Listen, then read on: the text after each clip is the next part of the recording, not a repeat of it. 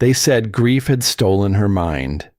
That was the kindest thing the town could think to say about the widow who knelt in the frozen mud each morning, stacking river stones against the cold steel wall of her home, one by one, slow, patient, her hands cracked and gray with lime, her breath hanging in the air like something unfinished. She did not weep where they could see her. She did not ask for help.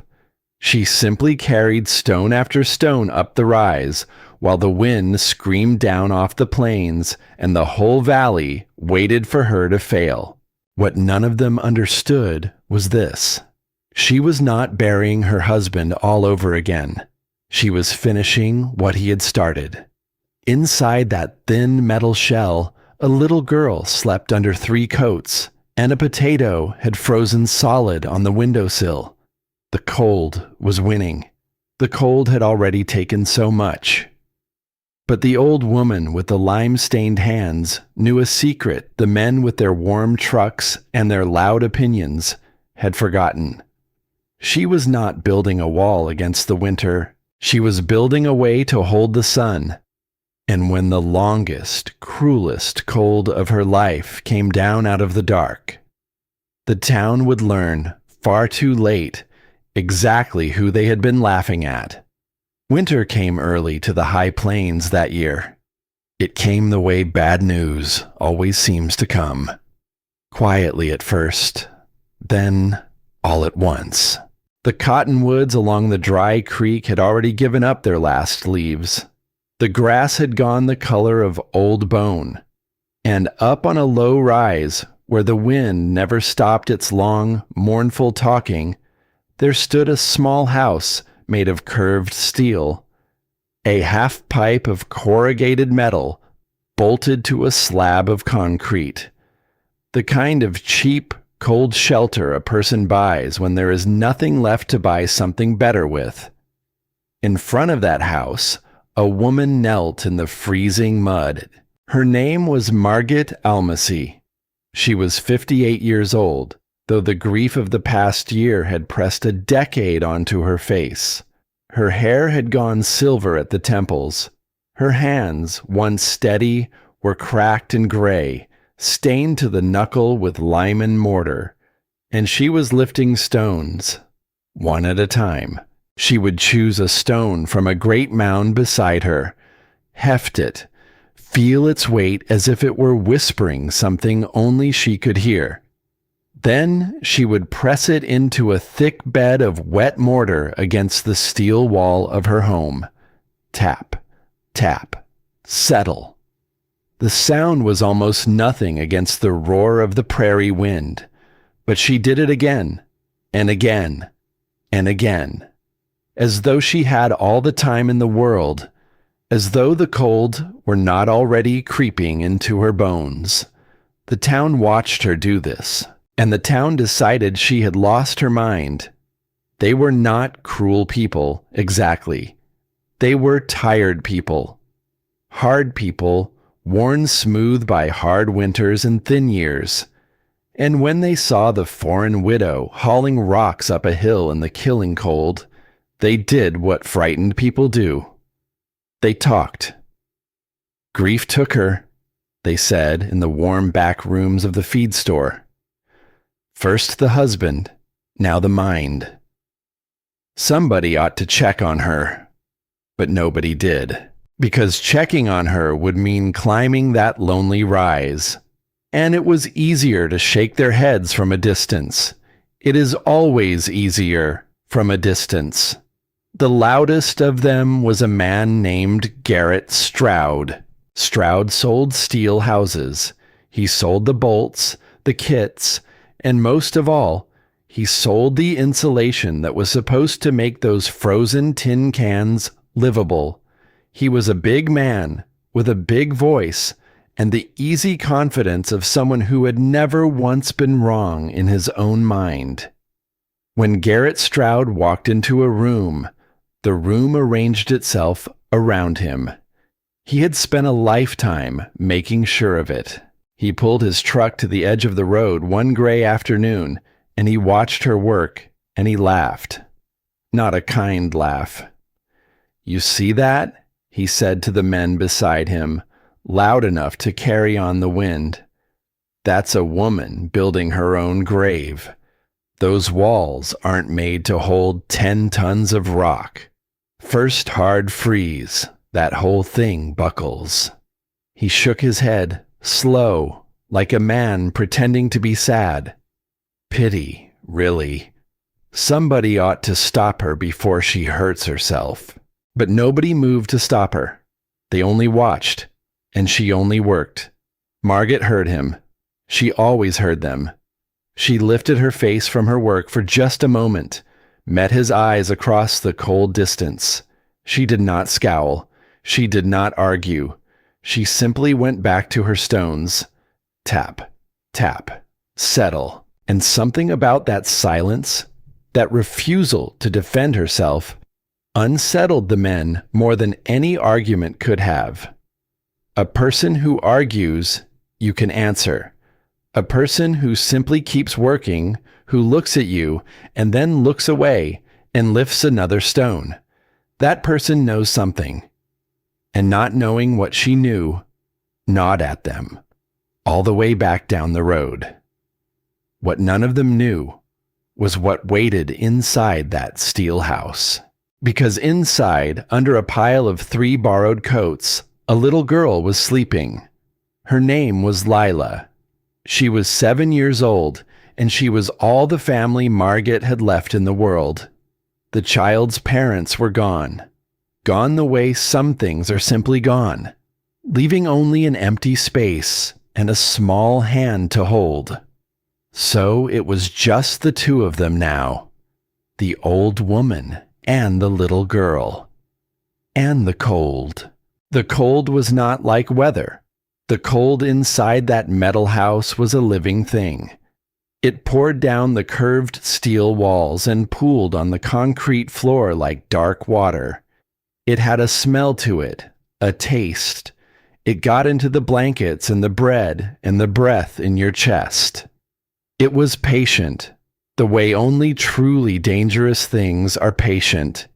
It did not need to win all at once. It only needed to win a little more each night than you could win back each day.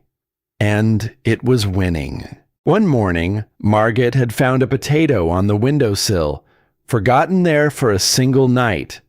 It had frozen solid, hard as river stone, hard as glass. She had held it in her cracked hands for a long moment, that small frozen thing, and she had understood something terrible. The house was losing. The cold was winning.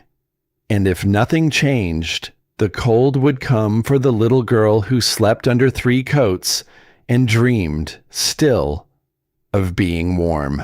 That was the night the town decided she had gone mad. But she did not go mad. She went to work.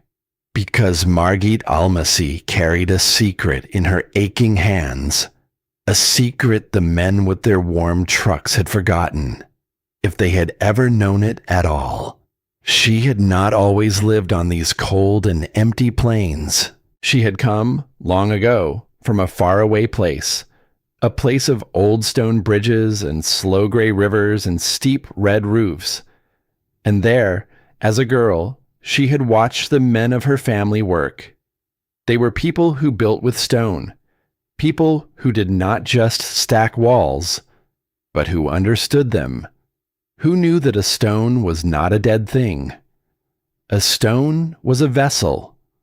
A stone could hold the warmth of a summer afternoon and give it back, slow and gentle, long into the freezing night.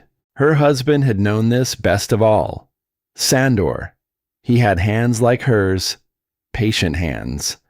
And before the cold of that final spring took him from her, he had stood on this very rise, looking at their ugly little steel house, and he had said something she would never forget.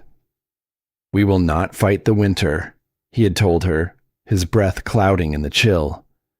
"Only a fool fights the winter." She had asked him what he meant, and he had smiled, that rare, tired, beautiful smile. "We will borrow the sun." He had said it the way a man says a thing he has carried a very long way, as though the cold had taken something from him once, far back, that he had sworn never to lose again. There was a shadow under the words, a grief older than this house, older than this country, older even than their marriage. She had not asked him what it was. Some griefs you do not pick at. You let a man keep them folded away, in the place where he keeps such things, and you love him around the edges of them. But she had heard it, under the words, and she had never forgotten the sound of it. He never finished what he started. He never laid the first stone. The sickness came, and the long silence after it, and then it was only Margit, alone in a frozen tube of steel, with a grieving child, and a winter bearing down like a fist. So when the town saw a broken old woman hauling rocks up a hill, they were wrong about every single thing. She was not burying her husband all over again. She was keeping a promise. She was finishing the dream he had whispered into the cold, the dream he had carried across an ocean and never had the years to build. And as the early dark came down over the plains that evening, and the wind found every seam in the steel and sang its lonesome song, Margit Almasi knelt in the freezing mud and lifted one more stone. She did not need them to understand. She did not need them to believe. She only needed time, a little more time before the real cold came, because she knew what was coming. She had felt it in her aching joints, in the strange stillness of the birds, in the way the light slanted low and thin across the dead grass. Something was building out there in the north. Something patient and enormous and cruel. And when it finally came down out of the dark, when the longest, hardest cold any of them had ever seen came howling across these plains, every warm and confident voice in that valley would fall silent, and they would look up at the hill, at the foolish widow, at her crazy wall of common river stone, and they would not understand how, they would not understand why, but they would begin to wonder, how is it that the coldest house in the county is the only one still glowing with warmth? She set the stone, tap, tap, settle, and the wind howled on. The stones came first, long before the wall, long before the mockery sharpened into something crueler. There were only the stones and the woman and the slow gray river that wound through the low country below the rise. She went down to the water every morning that summer. She would push an old wheelbarrow down the rutted path, its wheels squealing a thin complaint, and she would stand at the edge of the shallows where the current had spent 10,000 years polishing the stones smooth. The morning light would come up gold over the water, and the cottonwoods would whisper. And for an hour or two, before the heat and the grief settled back onto her shoulders, there would be only the work. And there, she did a strange thing. She did not simply gather rocks. She chose them. The townsfolk, when they saw her crouched at the riverbank, thought she was simply mad in a new and gentler way. An old widow playing in the mud like a child, talking to stones. But Margit was doing something her hands had known since she was a girl. She was reading them. She would pass over the pale, soft stones, the chalky ones, the crumbling ones, the ones that looked pretty in the sun but held nothing inside them. She wanted the dark stones, the heavy ones, the ones that felt dense as a closed fist when she lifted them, the ones that seemed to weigh more than their size could explain. And then came the test. The test Sandor had taught her long ago, on a river bank half a world away. She would lay a dozen stones out on a flat sandbar in the morning light, dark ones, pale ones, gray and brown and almost black, and she would leave them there to drink the sun. At noon, she would come back, and she would lay her bare, cracked palm on each one. Some were cool, even in the bright noon sun. Those she left behind, they could sit in the light all day and take nothing from it. They were beautiful, and they were useless. And she had known people exactly like them. But some had taken the heat into themselves. Some were warm clear through, warm as a sleeping animal, warm as a loaf fresh from the oven. Those were the ones she wanted. The stone that drinks the most, Sandor used to say, is the stone that gives the most back. She could still hear his voice when she said it, low, patient, carrying the soft music of that faraway place they had both left behind. He had a way of saying things that made them sound less like instruction and more like prayer. She would close her eyes for just a moment there on the sandbar, her palm pressed to a sun-warmed stone. And for that moment, he was beside her again. She could almost feel him, the shape of him at her shoulder, the smell of lime and pipe smoke, the certainty of him. Then she would open her eyes, and she would be alone on the river bank, an old woman with wet knees and a heart like a stone that had drunk too much winter.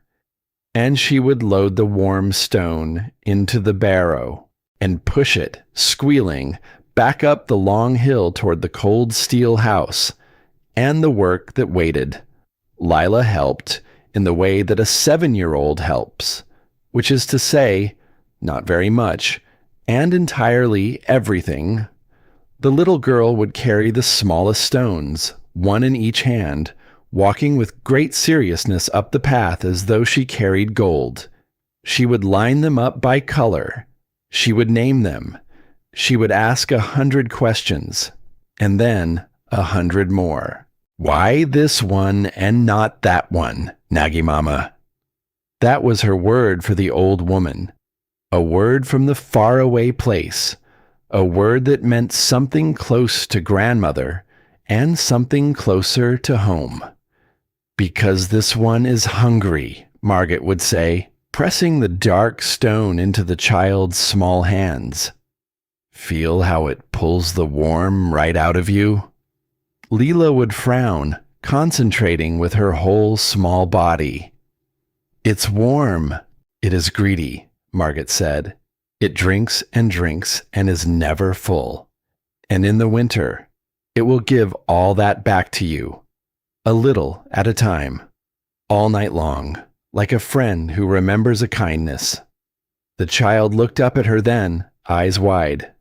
The rocks will keep us warm? And Margaret, kneeling in the dirt with her cracked and aching hands, looked at this small person who was all she had left in the entire world, and she made a promise she did not yet know if she could keep. Yes, Dragam, she said softly, the rocks will keep us warm. It was the kind of promise a person makes with her whole heart and no idea how. The kind of promise that becomes a reason to get up in the morning. The kind of promise you would tear yourself apart to keep. By the height of summer, a great dark mountain of stone stood beside the steel house. And then she began to build. This was where the real work lived. This was where a lifetime of knowing came out through her hands. She did not use the hard, fast cement the men in this country loved, the gray powder that set like iron in an hour and never moved again. She mixed her own mortar, the old way, lime and sand and patience, a softer thing, a thing that could bend just slightly, a thing that could breathe.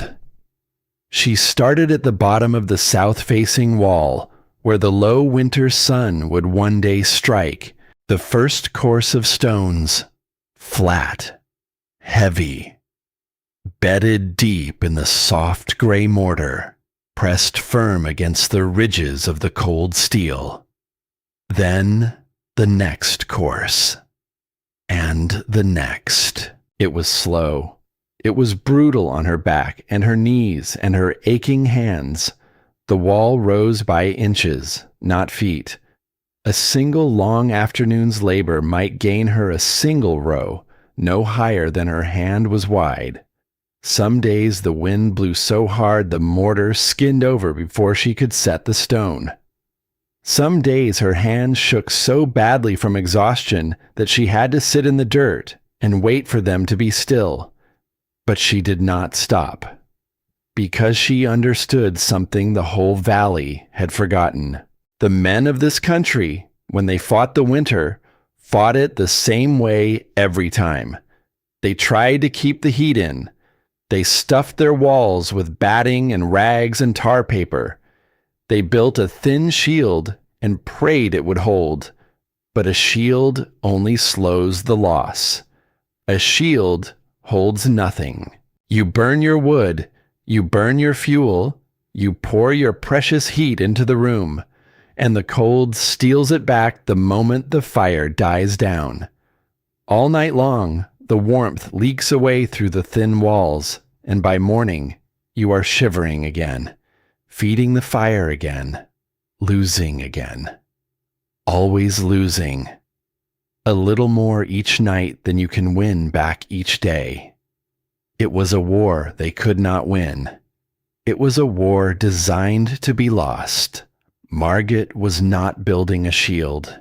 She was building a vessel. A great, patient, hungry vessel of stone that would do all winter long what those dark river rocks had done on the summer sandbar.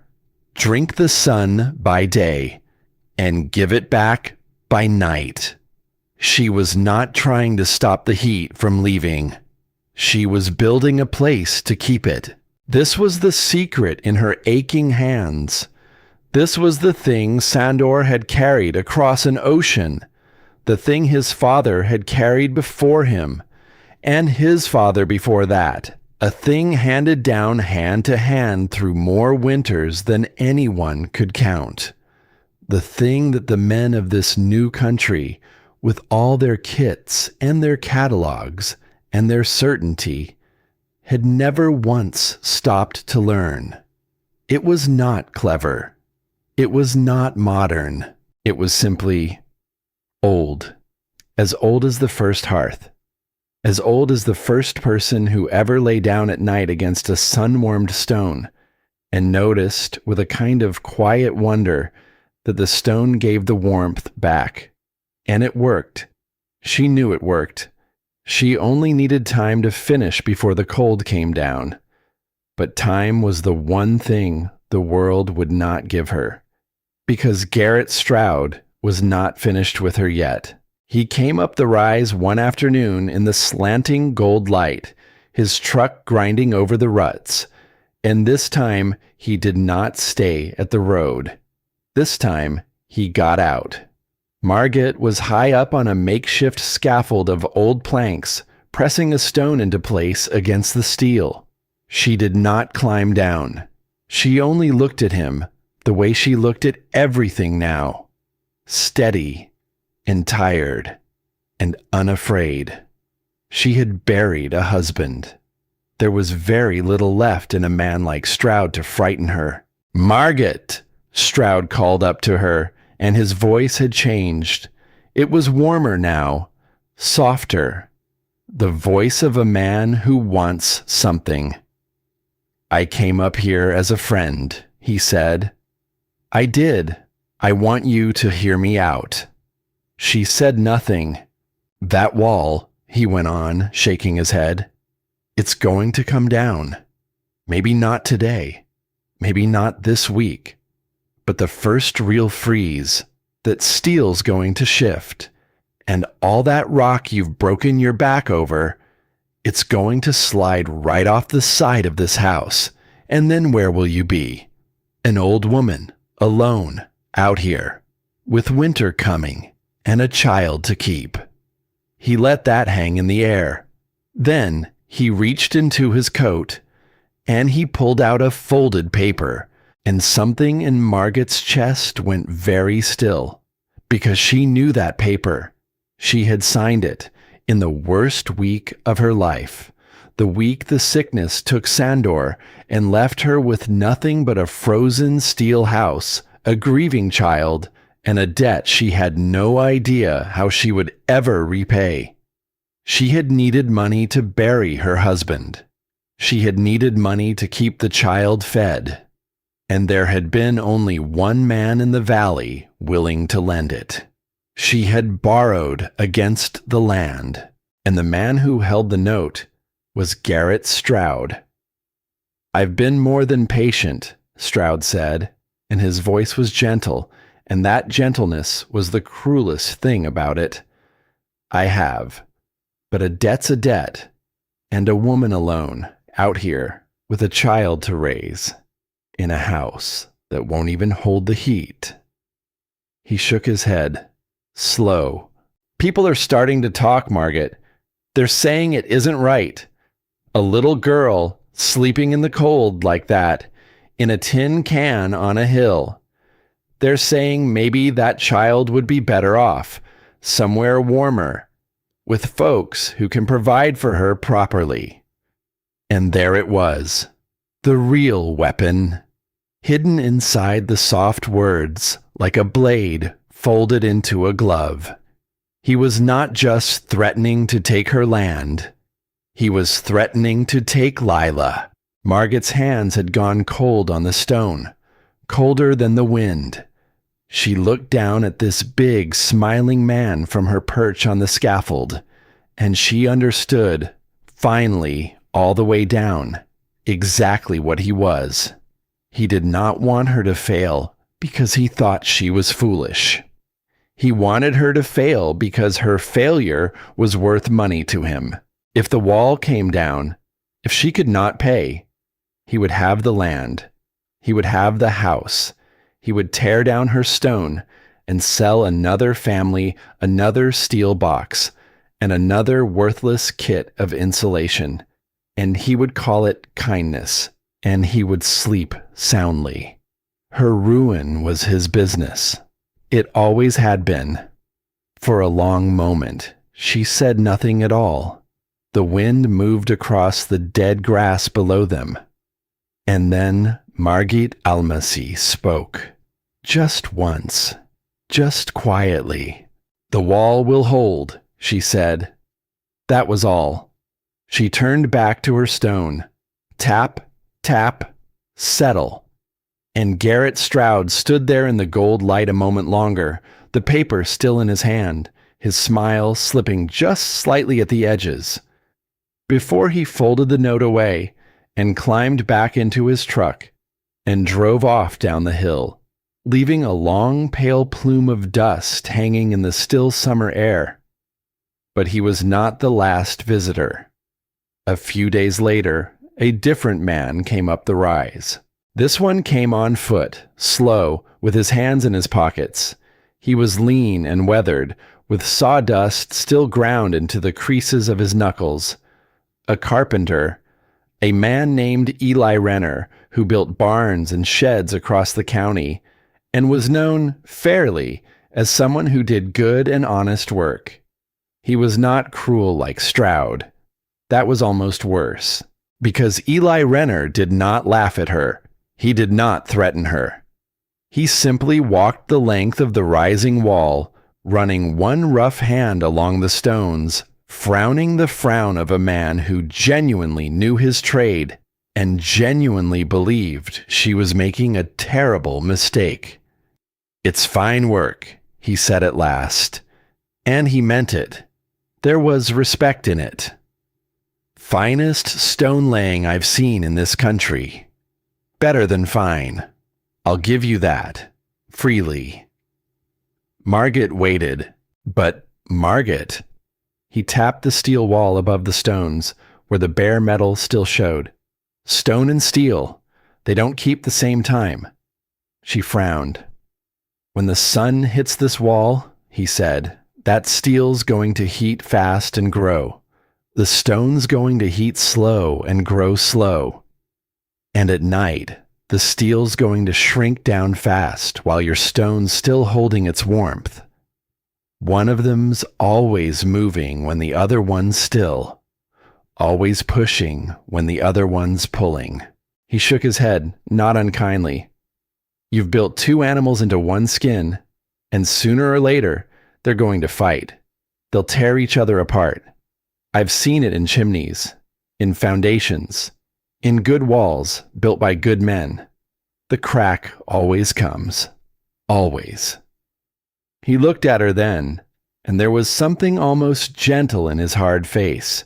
I'd hate to watch you pour your whole heart into this and have it split right down the middle come the first hard freeze. A woman like you, with everything you've already lost. Margit listened to all of it.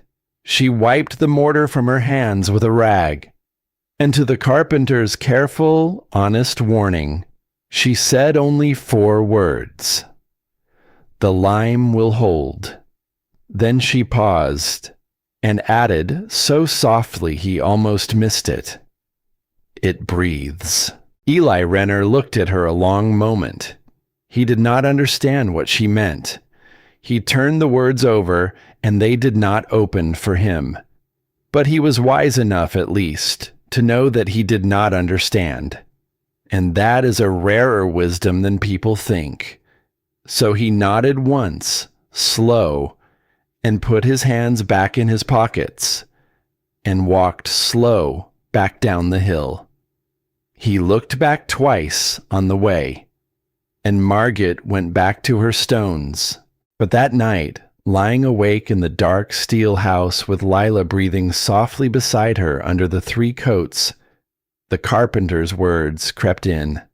The crack always comes. She knew he was wrong. She knew the old way. She knew the soft lime mortar that flexed and gave and forgave, that could let the steel and the stone keep their different time without ever making war. Sandor had taught her. His father had taught him. The knowing was in her hands, older than her doubt. She knew. And yet, in the dark, with grief sitting on her chest like a stone of its own, a small cold doubt began to grow. What if her hands had forgotten something? What if the long, terrible year had taken more from her than she knew? What if grief was a kind of cold too? A cold that got into the hands and the memory and froze the knowing solid. She lay awake a long time, listening to the wind find the seams in the steel, listening to the child breathe, watching the dark. Then the first hard freeze came. It came in the night, sudden and silent, the way the worst things do. The temperature fell like a stone down a well. By morning, the world outside the steel house was white with a hard, glittering rime, and the wind had a new edge to it. A thin, mean, cutting edge that promised everything still to come. Margit went out at first light to check her wall, and her heart stopped. There, low on the south face, near the corner where the stone met the foundation. A crack, a thin, dark line running up through the mortar between 2 courses of stone. Not large, not yet, but there, real. Exactly where Eli Renner had laid his rough hand and said it would be. Exactly where Garrett Stroud had promised, smiling, that it would come. She stood very still in the brutal cold and stared at that thin, dark line. and the whole weight of the year came down on her at once. All of it, all at the same time. The carpenter was right. The men were right.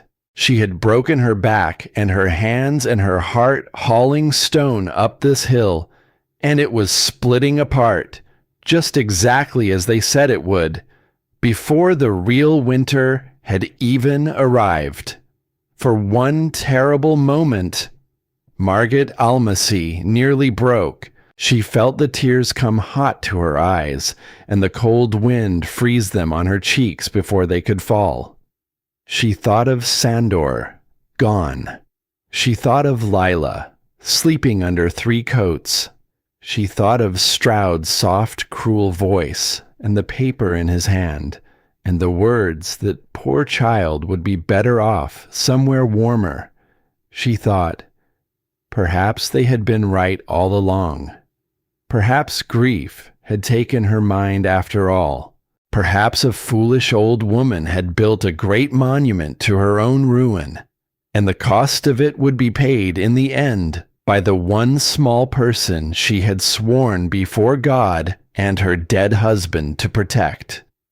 She sank down into the frozen grass before the cracked wall, and for a long moment she could not move. But Margaret Almasy had not crossed an ocean and buried a husband and faced down a smiling man with a note in his pocket by being a woman who stayed down. So after a while, she made herself look. Really look. She put her cold hands on the cracked mortar. She traced the dark line with her fingertips. She pressed her face close to the stone, the way Sandor used to do when something puzzled him, breathing slow, letting her eyes go soft.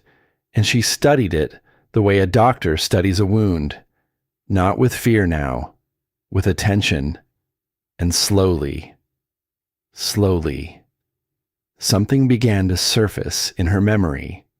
The mortar around the crack. It was wrong. It was harder than the rest, grayer, faster set. Not the soft, breathing lime she had mixed by hand all summer long, with her bare hands, the old way. And then she remembered. It came back to her like a wave of cold water. There had been a day, early in the work, a bad day, one of the worst days, a day when the grief had been so heavy she could barely lift her own arms, let alone a stone. A day when her hands had shaken and her eyes had blurred, and she had wanted, more than anything in the world, to simply lie down in the dirt and stop. To stop building. To stop trying. To stop. On that day, she had not mixed her mortar properly. She had been too tired, too broken. She had reached just that once for the fast, hard cement, the easy way, the modern way, the way that asked nothing of her, because she did not have it in her, that one day, to do it right. Just that one stretch of wall. Just that one corner. And the hard cement, the cement that could not bend, could not breathe, could not forgive the steel its restless shifting, had cracked, exactly as the old way never, ever would. Margaret knelt there in the frozen grass, her hand pressed to that thin, dark line, and a sound came out of her that was half a sob and half a laugh. Because the carpenter had been right about the wrong thing. It was not stone and steel at war. It was her own grief, set hard into the wall like a flaw in the metal. The one place she had given in was the one place that failed, and everywhere else, everywhere she had done it right, everywhere her hands had remembered Sandor's patient teaching, everywhere the soft lime breathed and gave and forgave the way it was meant to. The wall was perfect. The wall was holding. She got to her feet. She wiped her face with the back of her cracked hand. And then Margit Almasi did something that the watching town, far below, would never in 1,000 years have understood. She took up her hammer and her chisel, and she began, very carefully, to tear the broken section out, stone by stone, the whole flawed corner, the whole stretch of hard, dead, unbreathing cement. She pulled it all down, there in the killing cold, and she stacked the good stones to one side, clean and unhurt, to be used again.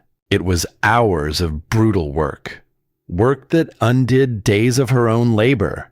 The wind cut at her. Her hands cracked and bled and went numb, and she warmed them in her armpits and went back to it. The watchers down in the valley, if they squinted up at the hill, saw only a mad woman tearing apart the very thing she had spent all summer building. But Margit was not tearing down her wall. She was cutting out the grief. She was removing the one place she had let herself give up. And when the flawed corner was gone, when there was only bare steel and clean stone and the cold blue light of the dying afternoon, she mixed a fresh batch of the soft gray lime mortar, the old way, the right way, the only way, with her bare hands in the cold. And she began again. Tap, tap, settle.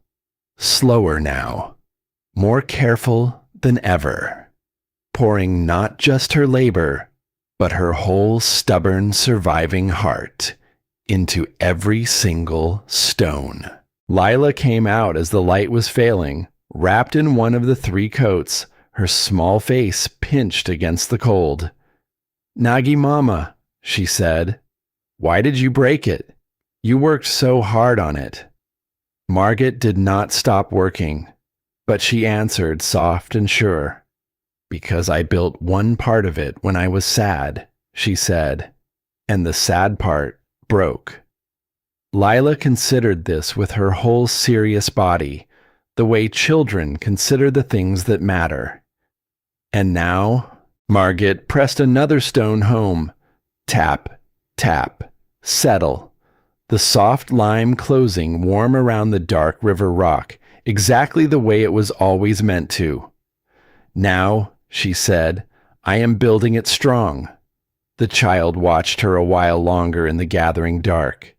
Then she said the thing that children say, the simple, true thing the grown people down in the warm valley could never seem to understand. "It's pretty," Leela said, "when the sun's on it. It looks like the whole wall is glowing, like it ate the sunset." And Margit Almasi stopped, just for a moment. She looked at her wall, the dark stones drinking the very last red light of the setting sun, holding it, keeping it, exactly as they were meant to. And she felt, for the first time since the sickness took Sandor, something she had almost forgotten the shape of. Not hope, exactly. Something quieter than hope. Something with deeper roots. Certainty. "Yes, Dragam," she said, and her voice did not shake. "It glows." She set one more stone as the dark came down, and far out across the plains, in the black north where no light ever reached, something vast and patient and cruel was beginning at last to stir. The wall was not finished, but neither was she. The last stones went up as the world turned hard. Margit worked now against a clock she could not see but could feel in her bones, in the deep ache of her joints, in the new and bitter quality of the wind. The light came later each morning and left earlier each night. The ground, when she knelt on it, had gone stiff and unforgiving beneath her knees. She clad the south wall first, the face that would catch the low, slanting winter sun, when the sun rode close to the southern horizon, and its light came in almost level with the ground, Then she worked her way around to the west, the face that would drink the long red light of the afternoons, but the north wall and the east wall, those she left bare. The watching town took this as more proof of her madness. A woman too broke or too crazy to even finish the job she'd started. Half a house in stone, half a house in naked steel. But there was nothing mad about it. The north and east walls would never feel the winter sun. Not once. Not for a single hour of the whole long season. Cladding them in stone would have been pouring her strength into rock that had nothing to drink. So she left them bare, and she put every last stone, every last hour of her failing strength where the sun would one day be sure to find it. She was not building a wall. She was building a trap for sunlight. And a trap only works where the prey is sure to come. The day she set the final stone, the sky had gone the color of a cold knife. She pressed it home into the soft gray lime, high on the south face, near the top of the great curving wall. Tap, tap, settle. And then she stepped back, down off the scaffold, her whole body trembling with exhaustion, and she looked up at what her hands had made. A skin of dark river stone, wrapped around a shell of cold steel. 12 tons of patient, hungry rock. A vessel. A promise. Kept. She did not smile. She was too tired to smile. But she stood there in the cutting wind with Layla's small hand creeping into her own, and the two of them looked up at the wall together as the last gray light failed.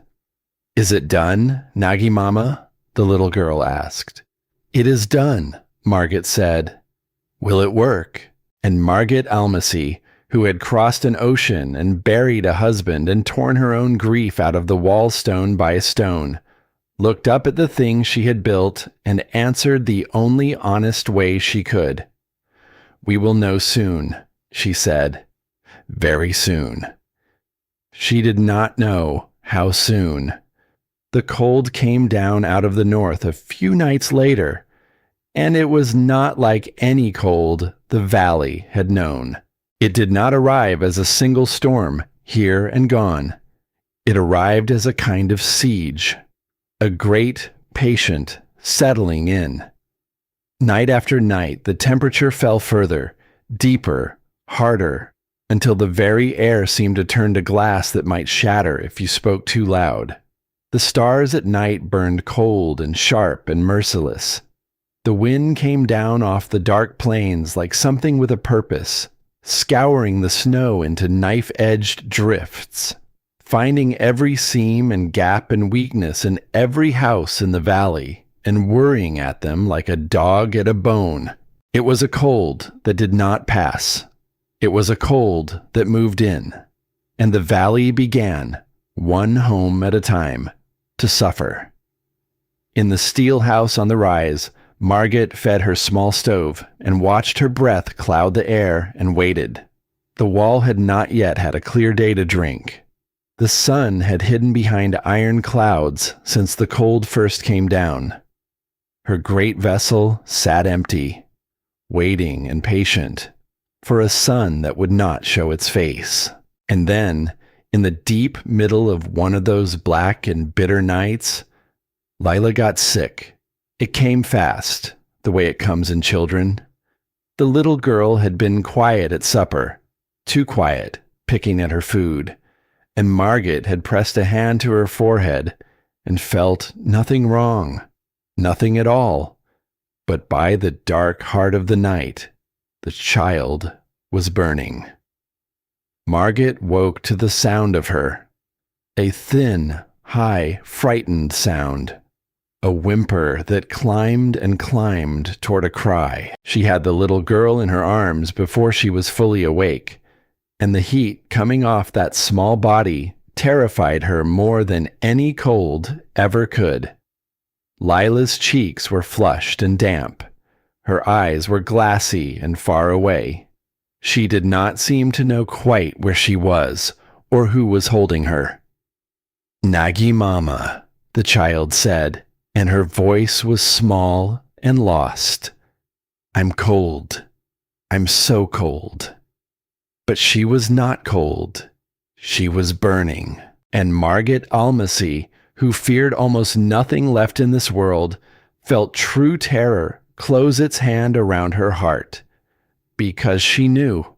She knew what a fever like this could do to a small child in a cold like this, in a house like this.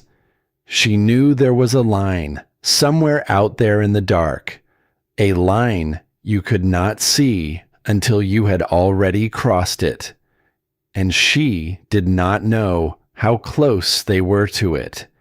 She needed help. She needed someone with medicine, someone with knowledge, someone with a warm place and a steady hand and more years of caring for the sick than she had. And the only such people in the world were down in the valley, in the town that thought she was mad. She wrapped Lila in every coat and blanket they owned until the child was only a small breathing bundle in her arms, and she pulled on her own thin coat, and she went out into the killing night. The cold hit her like a wall of its own. It stole her breath. It froze the tears that sprang at once to her eyes. The drifts came to her knees, then her thighs, and she fought through them with the burning child held tight against her chest, down the long dark hill, toward the scattered lights of the valley that glowed warm and distant and indifferent below. She made it to the first house with breath sawing in her lungs. She pounded on the door. A light came on inside. A shape moved behind the curtain. The door opened a crack, and the warm gold light spilled out across the snow, and a woman's face appeared, the face of one of her nearer neighbors, a Dorsey by marriage. "Please," Margaret gasped. "The child. She is sick. She is burning. I need—" But the door was already closing. "We can't," the woman said, and she would not meet Margaret's eyes. "We've got our own little ones to think of. I'm sorry. We can't be taking in. We just can't. Not now. Not in this." And the door shut. The warm light vanished, and Margaret stood alone in the dark with the burning child, the cold pressing in on every side. She went to the next house, and the next, and at each one it was the same. A light, a face, a crack of warmth and gold, and then the door, closing. Always the door, closing. "We don't know what she's got." "In this cold? You want to bring sickness into my house in a cold like this? That foreign woman, I heard she's not right in the head anymore. Whole town says so. I'm not opening my door to that. Not tonight." Each door that closed took a little more from her. Not just hope. Faith. Faith that there was any kindness left in the world at all. Faith that she and this small, burning girl were not entirely, utterly, finally alone on a cold and pitiless earth. She stood at last in the middle of the frozen road, the child a small furnace against her chest, the wind tearing at them both, and she had nowhere left to go. She had knocked on every door she knew, and every door had answered the same. And for the second time, Margaret Almasy nearly broke. She sank to her knees in the snow. She bent her whole body over the child to shield her from the wind. And she did the only thing left to a person who has run all the way to the end of everything she knows. She held on, and she bowed her head over the burning child, and she waited for the dark to decide what it would do with them. And then, headlights. two pale beams cutting through the blowing snow. A truck grinding slow up the frozen road. A big, battered fuel truck, the kind that crawled the back roads all winter long, hauling warmth from house to house, from tank to tank. And behind the wheel was a man she barely knew. A quiet man. A man named Walt Beaumont, who drove the fuel route and spoke to almost no one, and was thought by the valley to be a little simple, a little slow. A man people talked past, not to. He saw her, a woman on her knees in the middle of the road, in the killing cold, bent over a small bundle of blankets. And Walt Beaumont did not drive past. He stopped the truck. He climbed down. And he came to her through the snow without a single wasted word. "Ma'am," he said, "what's happened here?" The child, Margaret, could barely speak. "She is sick. She is burning. No one will open the door." And Walt Beaumont, the slow, quiet man the whole valley overlooked, did not hesitate for even a single heartbeat. "Get in the truck," he said. "Cab's warm. Get her in the warm, now." He half carried them both to the cab. He bundled them into the warmth of it, into the smell of fuel and old coffee and wool, and he reached behind the seat and pulled out a battered thermos and a rough wool blanket he kept for himself on the long, cold nights. And he gave them both to her without being asked, without a word. The way a person gives when giving is simply what they do. "There's a woman 2 roads over," he said, already pulling himself back behind the wheel. "Knows more about a sick child than any doctor in this whole county. Helped half the babies in this valley get born. I'll take you straight there. Just hold on. Hold on to her." And as the truck ground forward through the snow, its heater roaring, the burning child finally going quiet against the warmth, a second pair of headlights appeared behind them. Another truck. It pulled up alongside, and the window came down, and a hard, weathered face looked out into the storm. It was one of the Kessler men, one of the brothers who had stood with Stroud at the bottom of the rise all those weeks ago, and laughed. One of the men who had called her mad to her face, who had watched her haul stone up a hill and shake in his head, and told his friends she was building her own grave. That man. "Beaumont," he called across the wind. "That the widow, with the sick young one?" "It is," Walt called back. And the Kessler man was quiet for a moment. Something worked in his hard face. Then he said, gruff and low, the words coming out of him hard, like stones, like words from a man not at all used to saying them. "I saw you carrying her down the hill, from my window, in the dark." A pause. Couldn't just stand there and watch. He swallowed. "Tell me where you're headed. I'll run on ahead. Get the woman up out of her bed. Get a fire going good and hot. Have it warm for you before you even get there." And he was gone, ahead into the snow, before Margaret could find a single word to say to him.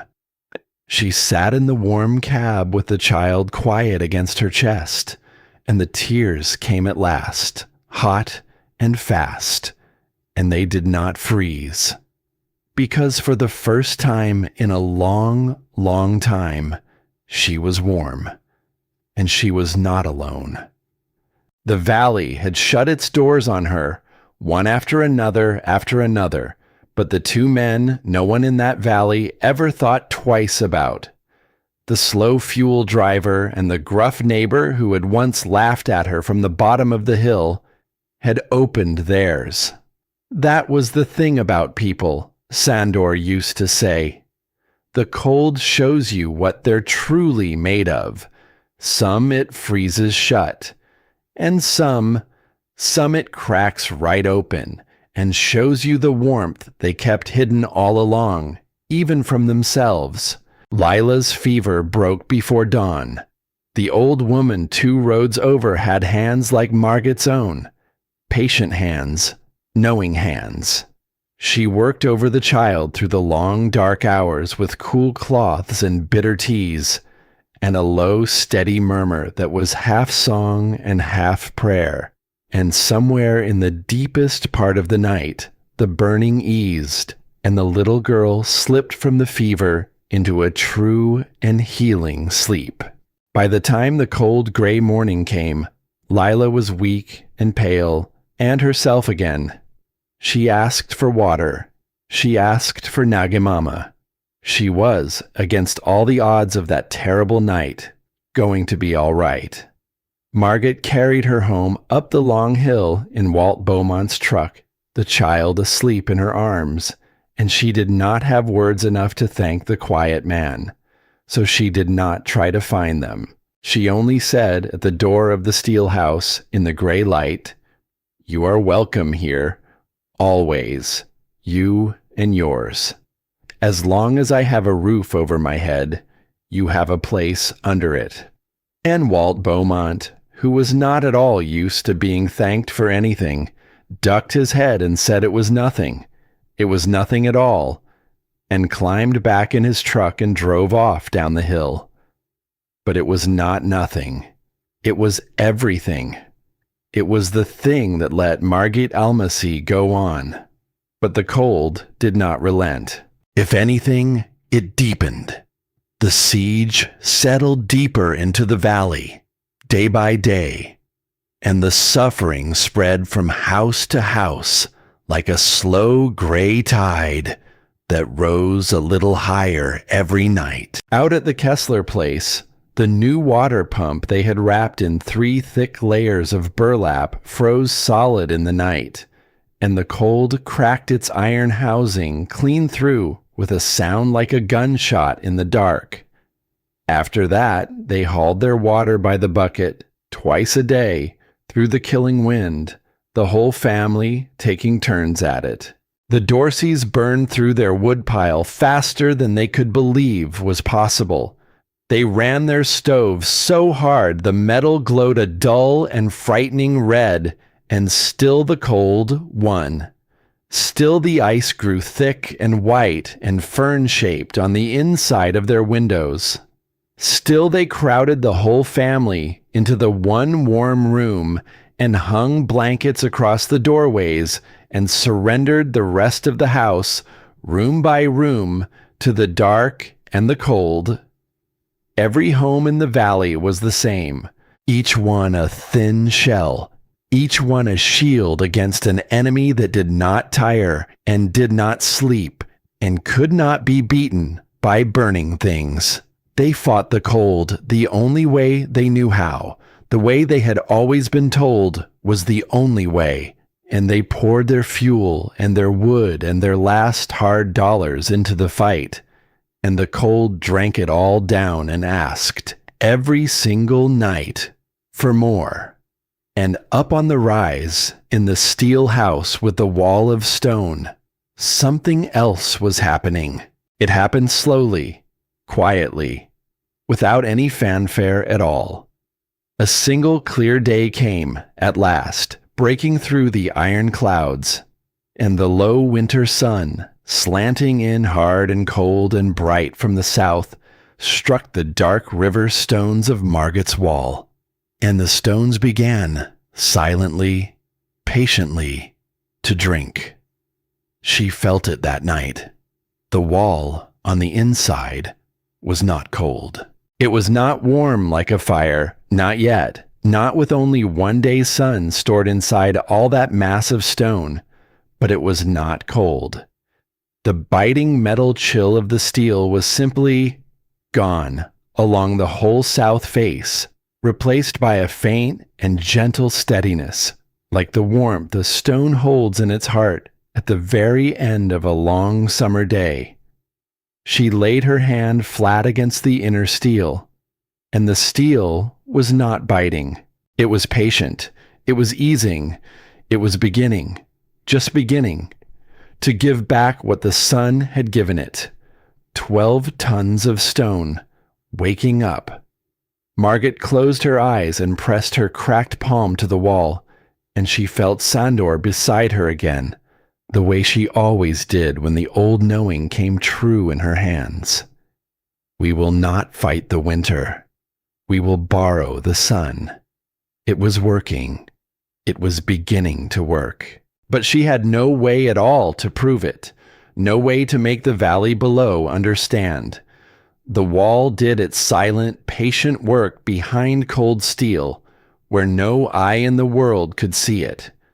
To the people below the rise, she was still just the mad widow in the half-stoned house, sitting alone in the cold, with a sick child, and a debt she could never hope to pay. And that was exactly, precisely, what Garrett Stroud was counting on. Because Stroud had noticed something that frightened him badly. He had noticed people glancing up at the hill, not many, not yet, but a few. A few of the suffering families, freezing in their thin steel shells, burning through fuel they could not afford, had begun, quietly, to wonder. They had begun to remember the foreign widow and her crazy wall of stone, and to ask each other in low voices in the warm back rooms, what if she's on to something? What if the mad woman isn't mad after all? And nothing in the whole world frightened Garrett Stroud more than that one small question. Because Garrett Stroud sold thin steel shells. He sold the bolts and the kits and the worthless rolls of insulation that did nothing in the end but slow the bleeding by an hour. His whole living, his whole comfortable, easy life was built on one thing and one thing only. On the valley, believing that the way he sold them to fight the cold was the only way there was. If the widow was right, then he was selling nothing. If the widow was right, then every dollar that whole valley had ever poured into his pockets had bought them a lie wrapped in tin. He could not allow that question to grow. He could not allow it even to take a single breath. So Garrett Stroud did the thing that men like him always do. When the truth begins to threaten the foundation of everything they are, he poisoned it at the root.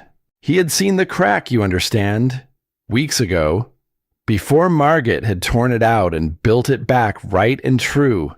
He had driven by on a cold morning and seen that thin, dark line low on the south wall, and he had filed it away in the back of his mind, the way a careful and dangerous man files away a weapon he knows he might one day need.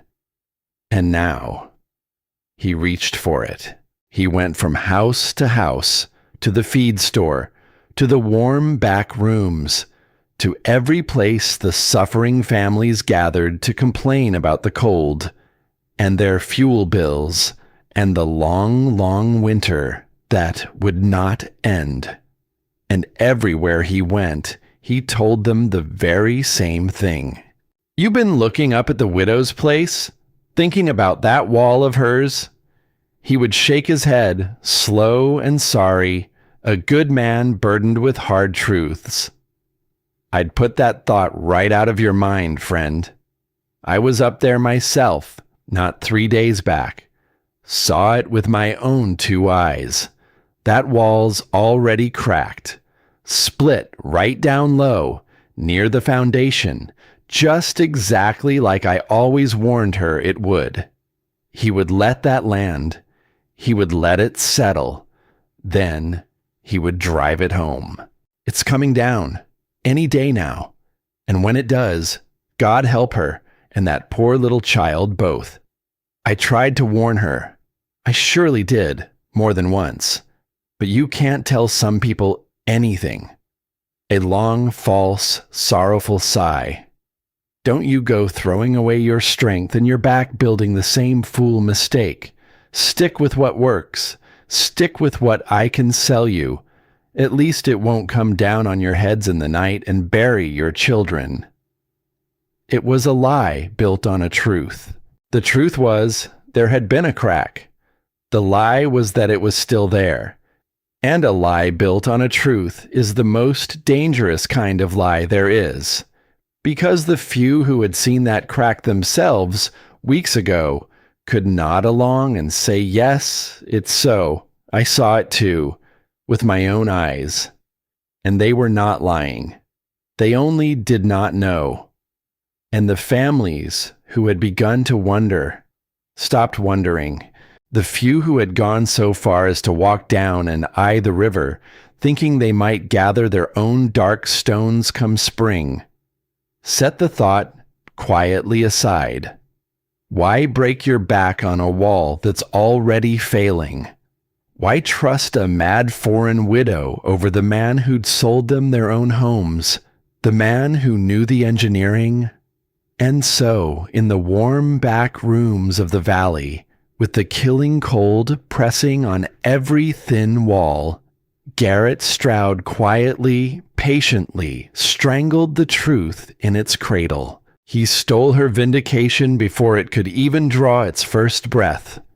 And the cruelest part of it was this. Margaret never even heard the lie. She only felt the valley grow colder toward her than the weather ever had. She only felt the few small thaws of the past weeks freeze hard again. When she came down for the little she could afford, the eyes that met hers held something new now. Not just suspicion, but pity. The particular pity people reserve for a fool who is about to lose everything and does not yet know it. She did not know why. She only knew that Lila had stopped asking when the neighbors would come up the hill. The child had stopped watching the road. She had learned, the way children learn the hardest things, quietly and all at once, not to wait for a door that never opened. And watching her small face give up that hope was worse, to Margaret, than any cold the sky could send. It was Walt Beaumont who finally told her. He came up the rise one evening with a half tank of fuel she had not ordered and could not pay for, and he would not hear a single word about the money. And before he left, he stood a long moment by his truck in the blue dusk, working himself up to something hard. "Ma'am," he said at last, "there's talk, down below, about you. I figure you ought to hear it from a friend before you hear it some other way." And he told her. He told her what Stroud was saying, about the crack, about the wall coming down, about the warnings, carried house to house, to stay well away from the mad widow's foolish, dangerous mistake. Margaret listened in silence, and when he was done, she did not rage. She did not weep. She only looked out across the dark and frozen valley, where the thin steel houses glowed weakly in the deepening cold, every one of them fighting its long and losing fight.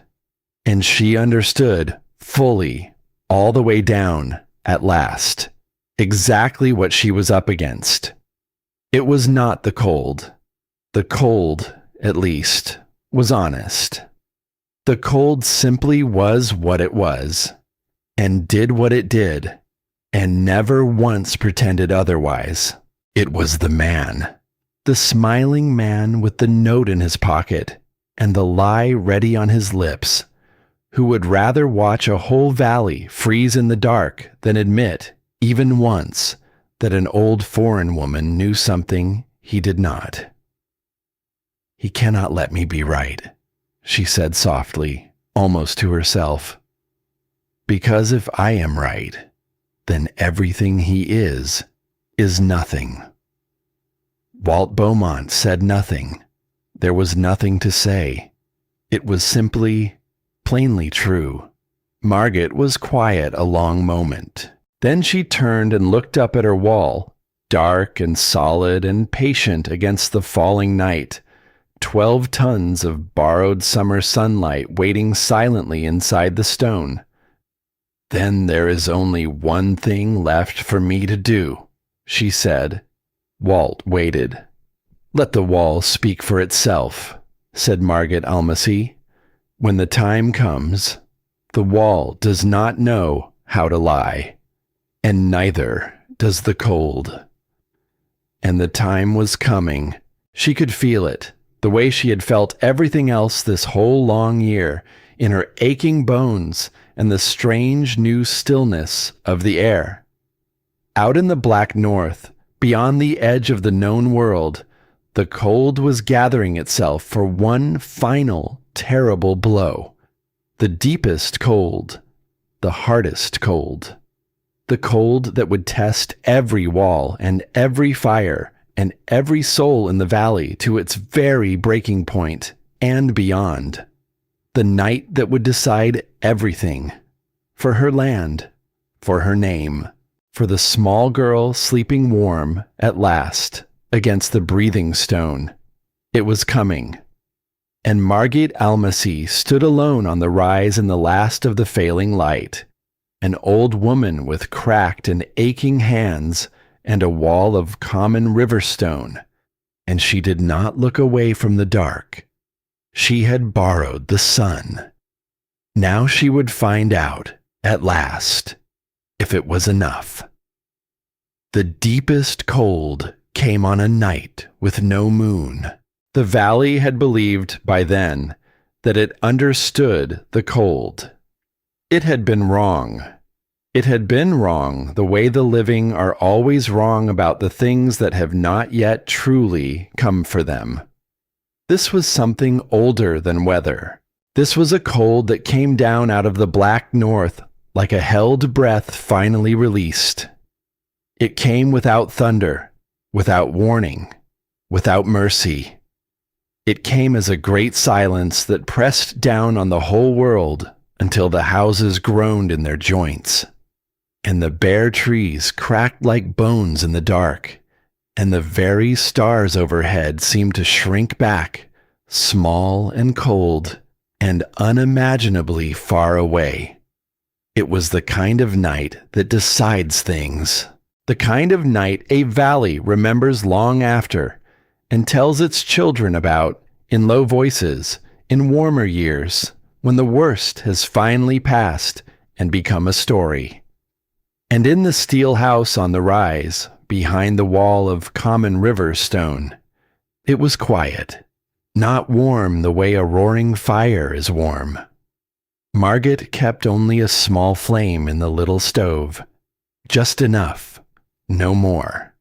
She did not have the fuel to burn it hard, and on this night of all nights, she did not need to, because the wall was working. 3 clear days the sun had come before this final cold rolled in. 3 slow golden days the dark stones had drunk their fill, hour upon patient hour, taking the thin winter light deep into themselves and holding it the way they had been chosen and tested and bedded into the soft lime to hold it. And now, in the killing dark, 12 tons of stone gave it slowly, gently, faithfully back. The air inside the house did not bite. It did not move. It simply held, still and even and gentle, like the air in a room where someone has only just stopped speaking, and the warmth of their voice is still hanging in it. Margaret sat in her chair with her hands folded in her lap, and she watched the small girl sleep. Lila was not bundled in 3 coats tonight. She lay in a simple wool nightdress, one blanket kicked half off her small legs, the way a child sleeps only when a child is truly, deeply comfortable. Her cheeks were pink with health now, not with fever. Her mouth was open just slightly. Her breath came soft and slow and easy, in and out, the most ordinary sound in the whole world, and the most precious thing Margaret had ever heard. A few short weeks ago, this same child had slept in this same house under every coat and blanket they owned, her small feet wrapped in burlap, shivering even down in her dreams. A few weeks ago, a potato had frozen solid on the windowsill in a single night, had turned, overnight, into a glassy orb of ice, hard as a river stone. And Margaret had held that frozen thing in her hands and understood, with a cold and final certainty, that the house was losing, that the cold was winning, that if nothing on this earth changed, it would come, in the end, for the child. Now the child slept warm, and outside the cold screamed against the stone, and could not get in. Margaret had not built a fire big enough to do this. The stone had done it. The borrowed sun had done it. She rose quietly from her chair, careful not to wake the girl, and she crossed the room on soft feet to do a small thing she had done every night and every morning for weeks now. A private test. A quiet proof she kept only for herself, in the long hours when there was no one in the world to believe her but the water and the cold. By the north door, where she had left the wall in bare steel, there sat a metal pail of water, and against the south wall, where the stone did its silent and patient work, there sat another, the very same pail, filled from the very same well, on the very same evening, set down at the very same hour of the very same day. She looked at the first. The pail by the north door wore a thick white cap of ice across its surface, a full finger deep. The cold had reached straight through the thin steel and frozen it solid, exactly as it froze everything it could touch down in the valley below. The wells, the pumps, the breath in a careless throat. Then she looked at the second. The pail against the stone wall was perfectly, completely liquid. Not a skin of ice across the top. Not a single crystal clinging to the rim.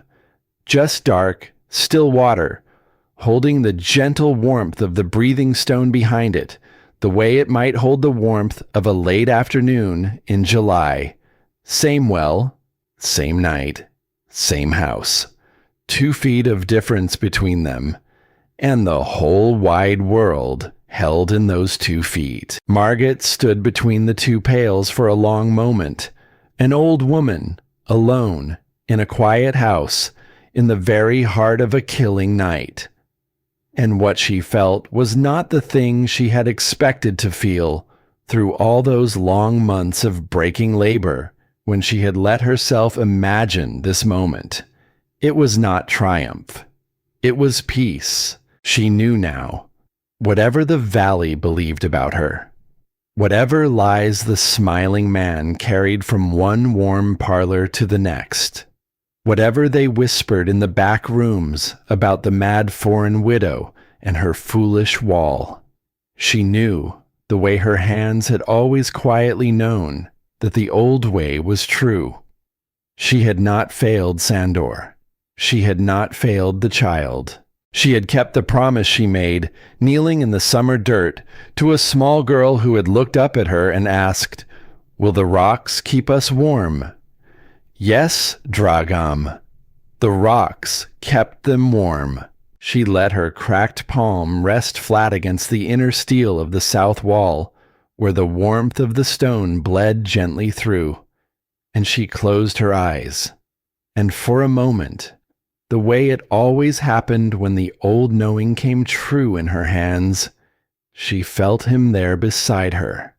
Sandor, his low, patient voice, the soft music of that faraway place they had both left behind, a lifetime and an ocean ago. We will not fight the winter. Only a fool fights the winter. We will borrow the sun." "We did, my love," she whispered to the warm and breathing dark. "We borrowed it, all summer long. And tonight it is paying us back, every hour of it." She stood there a while longer, her hand on the wall, and she let herself simply be warm. She had not let herself simply be warm in a very, very long time. When the cold gray morning came at last, weak and reluctant over the frozen plains, Margaret did another quiet thing. She set a bowl of dough to rise on the kitchen counter, and she did not set it near the stove, where any sensible woman in that whole valley would have set it, crowded close to the only flame, praying the yeast might somehow survive the night. She carried it instead to the far end of the room, a good 15 feet from the fire, and she set it down against the inner face of the stone wall. In any other house in the county, on a morning like this one, that would have been the certain end of the dough. The cold drafts would have killed the yeast where it sat before it could even wake. The dough would have gone gray and dead and useless, a cold lump going nowhere at all, a small bitter waste of precious flour in a hard and hungry winter. But against Margaret's wall, in the gentle even warmth of the breathing stone, it rose. It swelled, slow and patient and alive, lifting against the cloth, exactly as bread is meant to rise, exactly as it would rise in a warm summer kitchen with all the windows thrown open to the sun. And when Lila woke and came padding out in her nightdress and saw it, the child stopped and stared, and then she clapped her small hands together and laughed out loud. A bright, surprised, delighted sound that had been gone from that house for so long that Margaret felt it land in her chest like a shaft of sunlight through a cloud. "It grew, Nagi Mama. It grew all the way over here, away from the fire." "Yes, Dragam," Margaret said. "It grew. But how? It's so far from the stove. It's the coldest part of the room." And the old woman set down her work and looked at her wall, dark and solid and faintly, impossibly warm to the touch. "Because the sun is still here," she said softly, "even now, even in the dark, even on the coldest morning of the worst winter anyone can remember. The sun we gathered all summer long, you and I, stone by stone by stone. It never left us. It is still here, sleeping in the rock, keeping us. The bread can feel it. The bread knows." Lila walked slowly to the wall, and she laid her small palm flat against it, the way she had watched her grandmother do 100 times now. Her eyes went wide. "It's warm," she whispered. "It is warm," Margaret agreed. "On the coldest day of all." "Especially on the coldest day," said Margaret. "That is when it gives the most. Just exactly when we need it most. That is when it gives the most. That is the whole secret of it, Dragam. That is the whole secret of everything that matters."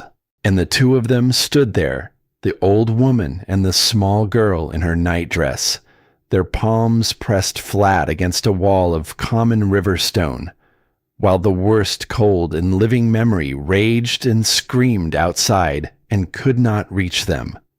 It was, for that one quiet morning, the warmest place in all the frozen world. But out in that frozen world, on that same morning, and through the killing night before it, the valley was not warm at all. And one man, in particular, was about to learn the truth the hardest way that a man can learn anything. Garrett Stroud had been out late, the night the deepest cold came down. He had been doing the thing he did best, the thing that kept his pockets full and his life easy. He had spent the long evening carrying his comfortable lies from one warm parlor to the next, shoring up the fear that was the foundation of everything he owned in the world. That very night, in fact, he had sat in a worried family's warm front room with a cup of their good coffee in his hand, and he had looked them square in the eye and told them the widow's wall was cracked, falling, coming down any day now. He had told them, in his warm and sorry voice, that they would be plain fools to gather riverstone the way the madwoman had, that he had warned her himself more than once, and that the only safe and sensible path through a winter like this one was the path he sold them. The kits, the batting, the thin steel done up the proper, modern, sensible way. And the family had believed him. Of course they had. They always believed him. He was Garrett Stroud. He sold the houses. He knew the engineering. Who were they to doubt a man like that? So he had finished his coffee and accepted their thanks and gone back out into the dark, satisfied and certain and warm in the cab of his truck, with no idea at all that the cold had been waiting for him all evening, out there in the dark, patient as a wall. 2 miles from anywhere, on a lonely open stretch of road, the truck began to cough. The fuel in its lines, in that terrible deepening cold, had begun to thicken, to gel, to turn slow and sluggish where it should have run free and clean. The engine sputtered. Stroud frowned and pumped the pedal, and the engine caught again, and ran rough, and sputtered worse. He cursed under his breath. He pumped the pedal harder, and then, with the wind screaming across the open snow on every side of him, with no light anywhere in the whole black world, the engine died. The truck rolled slowly, helplessly, to a stop in the middle of the empty road, and the cab, which had been a warm and humming bubble against the night, began at once to give that warmth away. Stroud turned the key. The engine cranked, slow and reluctant. It did not catch.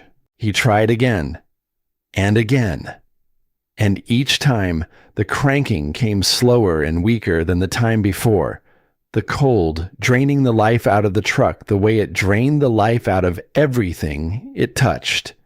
And then, at last, the cranking stopped altogether, and there was only the dead click of the starter and the long, endless howl of the wind. The cold came in. It came up through the floorboards and down through the glass and in through every hidden seam in the steel cab, and Garrett Stroud sat alone in the dark and felt the warmth bleeding out of his own truck, in exactly the same way it bled every single night, out of every thin steel house he had ever sold to a trusting family in that valley. His whole comfortable world, all at once, was made of the same cold and bleeding metal. The thought arrived unbidden, and it would not leave him. This was what he sold them. This bleeding cold, this thin shell that held nothing, that gave up its warmth to the dark the very moment the fire failed. He had spent his whole life selling people the inside of this truck and calling it shelter. And now he sat inside it himself, in the killing dark, and he learned, in his own bones, exactly what it was worth. And for the first time in his easy, comfortable life, Garrett Stroud was afraid. He pulled his coat tighter around himself. He tugged his hat down hard over his ears.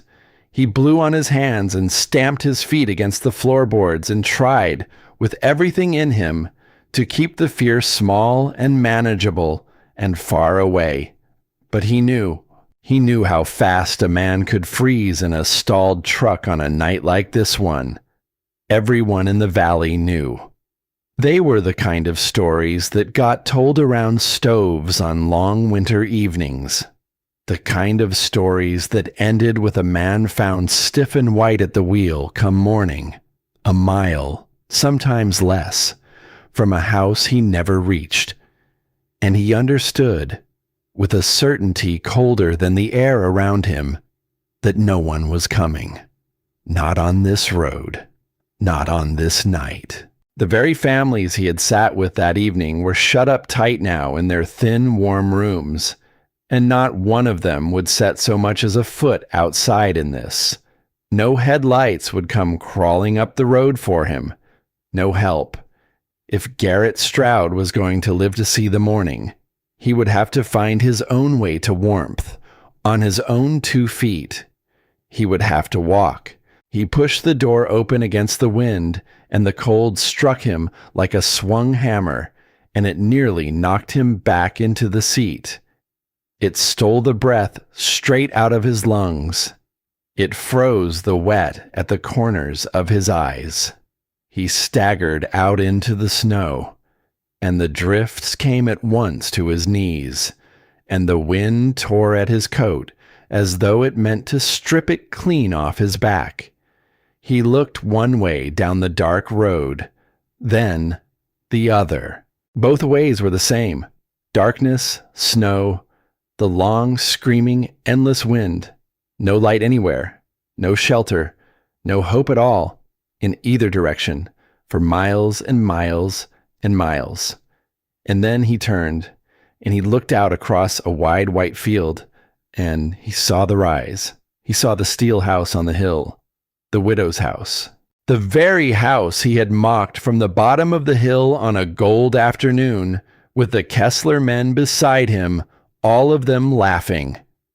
The house with the wall of common river stone that he had told the entire valley, that very night, over good coffee, was cracked and crumbling and ready to fall.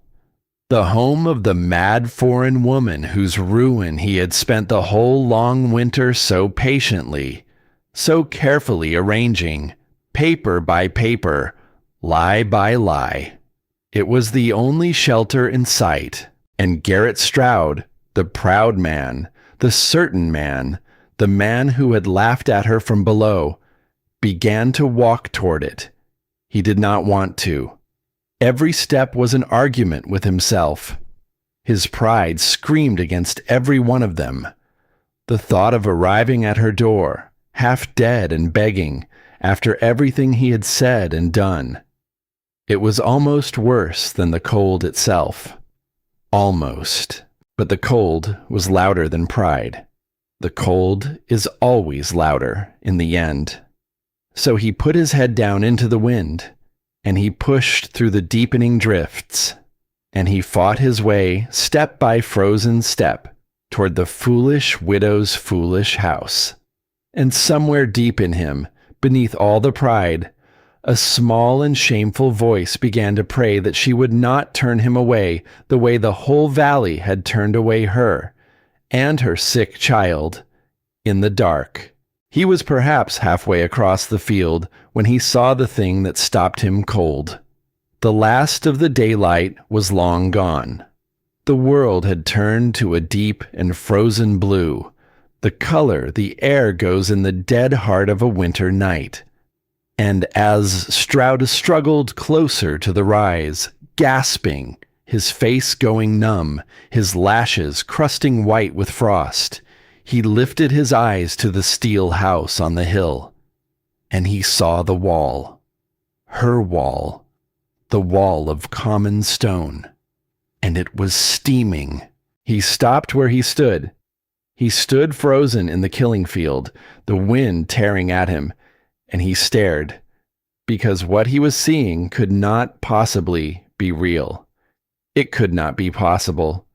It broke every single thing he thought he knew about cold and steel and stone and the plain hard laws of the natural world. A faint, ghostly vapor was rising up off the dark river stones. It curled up into the frozen air like breath, like the slow, steady breath of something sleeping and alive. The whole south face of that wall was wreathed in it, a soft, pale mist climbing up and up into the blue dark. And Garrett Stroud understood, with a slow and dawning horror, exactly what it meant. The stones were warm. The stones, on the coldest night of the cruelest winter the valley had ever known, were so warm that they were melting the frozen moisture straight out of the very air that touched them. They were bleeding heat into the dark. They were giving back all at once in the deepest and most killing cold. Every single hour of summer sunlight they had patiently drunk all season long. Everywhere else in the world, on every other surface for miles and miles in every direction, a hard white frost was forming. Sharp, glittering, dead, it crusted the fence posts and the dead grass and the roof of his own stalled and dying truck behind him. But on Margit Almacy's wall, the stones were steaming. The coldest thing in the whole valley should have been that exposed stone wall, up there on that exposed and windswept hill, with nothing at all between it and the killing dark. And instead, it was the warmest thing for miles. Stroud stood and stared at it far longer than was safe. The cold crept into his fingers and his face and the deep marrow of his bones, and still he could not look away. Because his whole comfortable life was coming apart in front of his eyes, quietly, steadily, stone by steaming stone. She had been right. The mad widow had been right about every single thing, and he had stood at the bottom of her hill and laughed at her. He had threatened her land and her child. He had gone house to house through a freezing valley, calling her a fool, strangling the truth in its cradle, keeping the whole valley frightened and frozen and dependent on him, so that his own pockets would stay warm and full. The shame of it rose in him hotter than any fire, but shame does not keep a man warm, and the cold, in the end, does not care one bit what a man feels. It only does what it does. And so the killing cold pressed in, and Garrett Stroud, with the very last of his failing strength, turned away from the steaming wall and stumbled the final distance to the door of the woman he had wronged. And he raised his frozen fist. And he knocked. For a long moment, there was nothing, only the wind, only the cold, only his own heart hammering hard in his ears, and the terrible certainty, growing with every second, that she would look at him through the door and see exactly who he was, and exactly what he had done, and close it in his face, and leave him to the dark that he had earned. It would be justice. He knew that.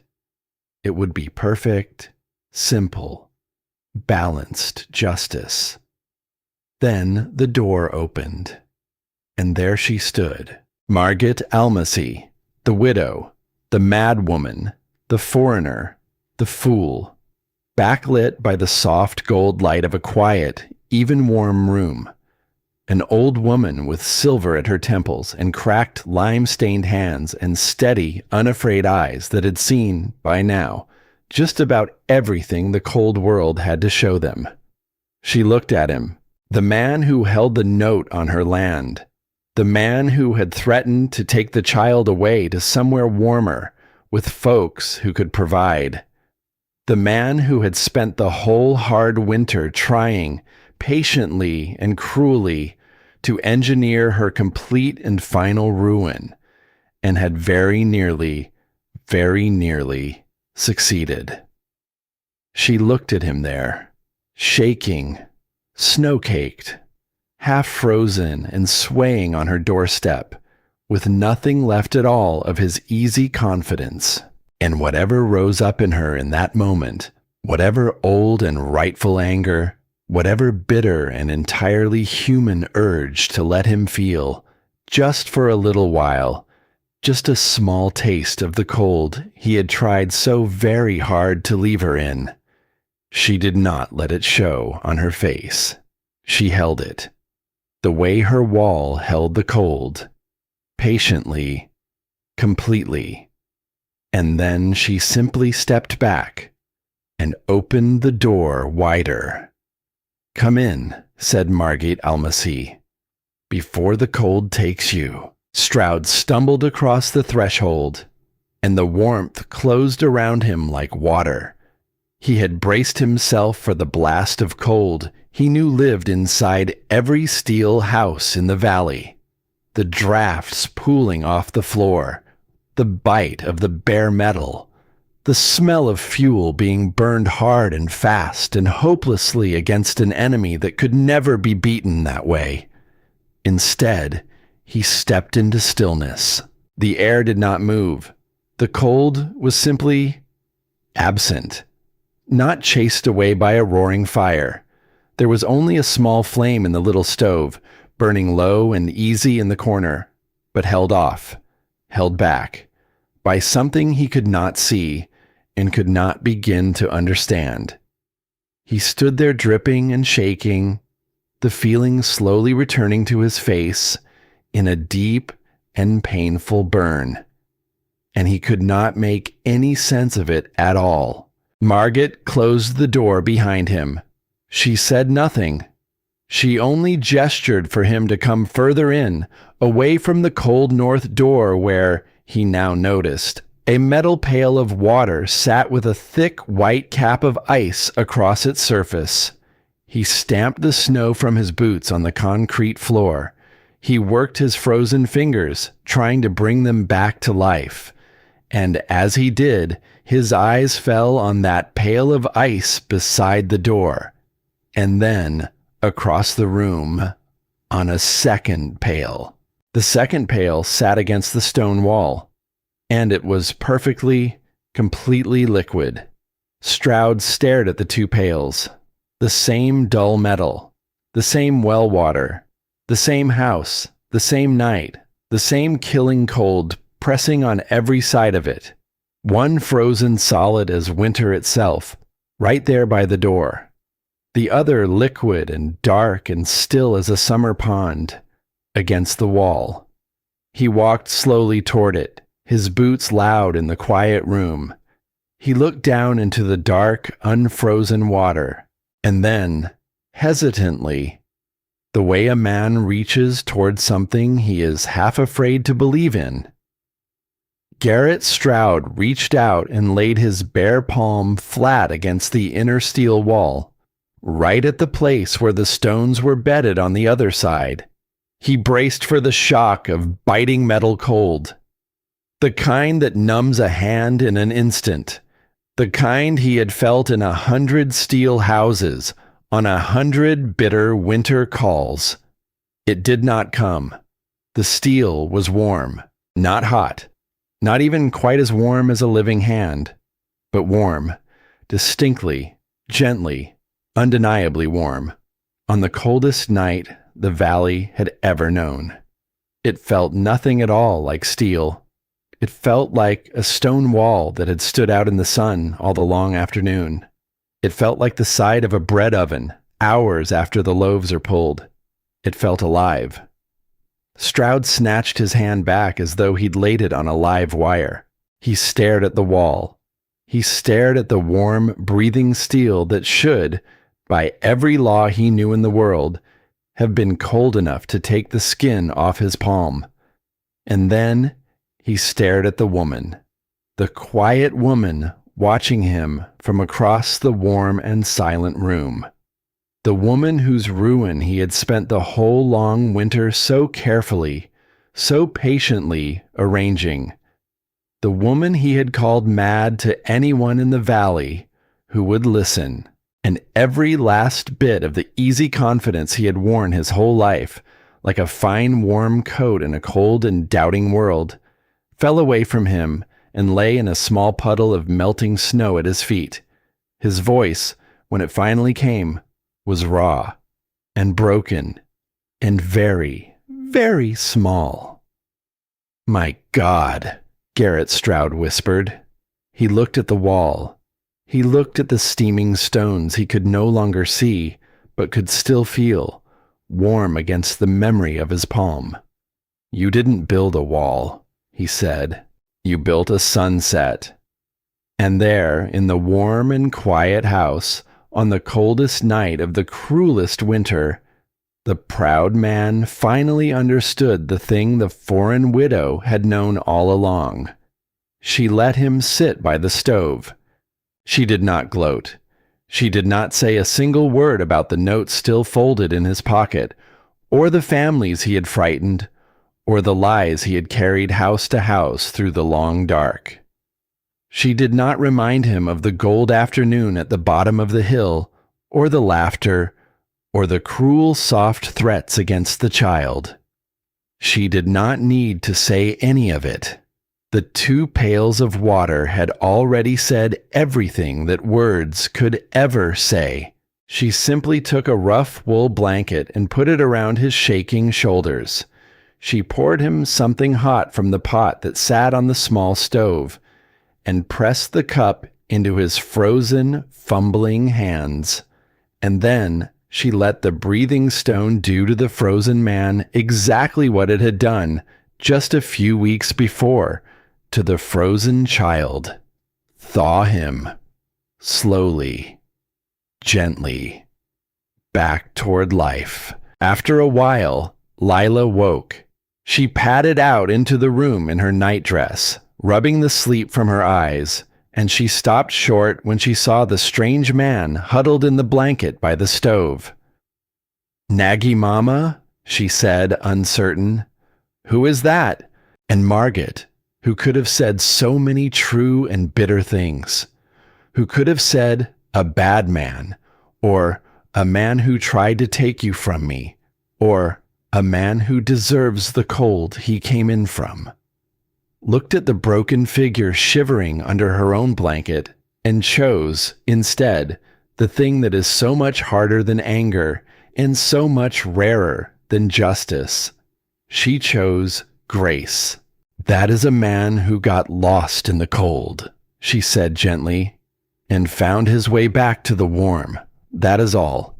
Go on back to sleep now, Dragum. He is safe. We are all safe now." Stroud heard her, and something deep in the big, proud man cracked. It cracked the way the hard, dead cement had cracked in the wall all those weeks ago, the way frozen iron cracks in a killing freeze. But this was a different kind of cracking altogether. This was not the kind that ruins a thing. This was the kind that finally lets the warmth get in. He sat by her stove through the whole long remainder of that night, wrapped in her blanket, drinking from her cup, kept alive by her wall and her quiet, undeserved grace. And he watched the small flame burn low in the stove, and he felt the steady, even, impossible warmth radiating out of the stone behind his back, and he thought, hour after hour, about the valley spread out cold and dark below the rise. He thought about all the houses he had sold thin steel and worthless rolls of batting. He thought about all the families freezing in single rooms this very night, hanging blankets across their doorways, burning the last of their wood, hauling their water by the bucket because their pumps had cracked clean through. All of them fighting the cold the only way they knew how. The way he had sworn to them was the only way there was. The way that could never, ever win. He thought about all the cold he had personally helped to keep alive in that valley, so that his own pockets would stay warm. The shame of it settled over him heavier than the cold had ever been. The cold, at least, had been honest. The cold had only ever been exactly what it was. And somewhere in the deepest, darkest hour of that long night, Garrett Stroud spoke quietly into the warm and even dark.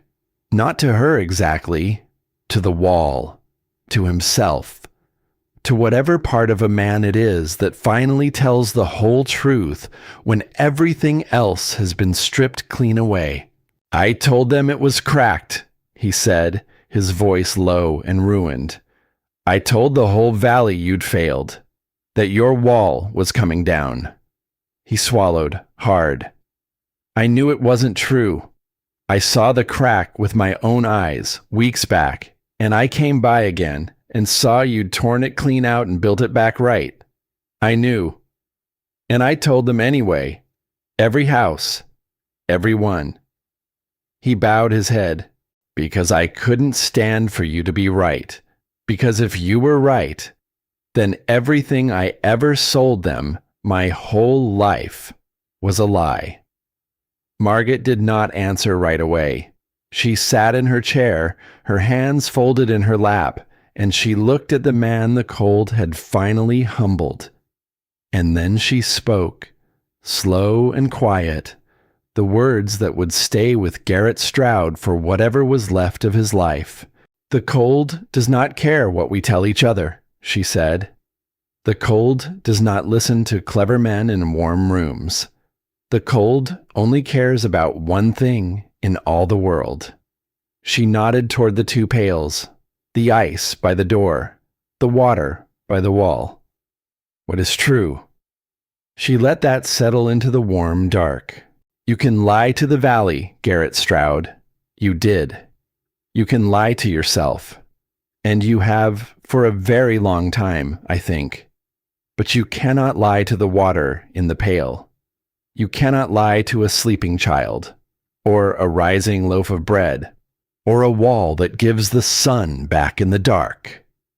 In the end, the cold always finds out which of us was telling the truth. It always does. It is the most honest thing there is." He bowed his head lower, and there in the warm and breathing house, the proud man wept, quietly, for a long time, for all the cold he had kept alive in that valley, and all the warmth he had refused, his whole life long, to believe in. Margaret did not stop him, and she did not try to comfort him either. Some weeping a person has to do alone, all the way down to the very bottom of it, before it can do its work and let them up again. She only kept the small fire fed, and the cup full, and the door of her warm house shut against the dark. Outside, the wind screamed on through the killing night. The deepest cold did its absolute worst to the whole frozen valley. It cracked iron and split wells and drove families into single huddled rooms. It tested every wall and every fire and every soul for miles in every direction, the way the worst nights always test the things we have built and the things we have chosen to believe. And against one house, on one low rise, it simply lost, because that house held the sun inside its walls. And as the long night wore slowly on toward a frozen and exhausted dawn, 3 people sat warm and safe and alive in the very heart of it. An old woman with cracked and lime-stained hands who had crossed an ocean and buried a husband and torn her own grief out of a wall, stone by stone, and kept a promise made over a basket of summer stones to a frightened little girl. A small girl, sleeping soundly without a single coat, dreaming the easy, untroubled dreams of a child who is finally, simply, warm.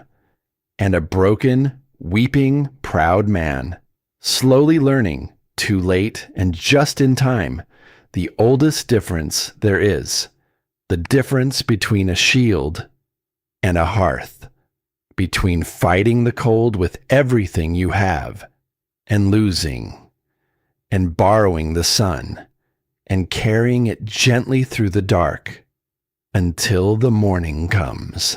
The night that was supposed to ruin Margaret Almacy had come at last. It had come with everything it had, and the breathing stone had carried them all, even the man who tried his best to break her, safely through to the light of morning. Morning came the color of ash and slow fire. The killing cold had spent itself in the night, the way even the cruelest things eventually do. The wind dropped at last to a whisper, then to nothing. The sun came up pale and thin over the frozen plains, and where it touched the dark stones of Margaret's wall, a faint vapor rose up to meet it, the wall breathing out the last of the long night, breathing in the first soft light of the new day. Garrett Stroud stood at her door in the gray morning light, ready at last to leave. He was a different man than the one who had knocked the night before.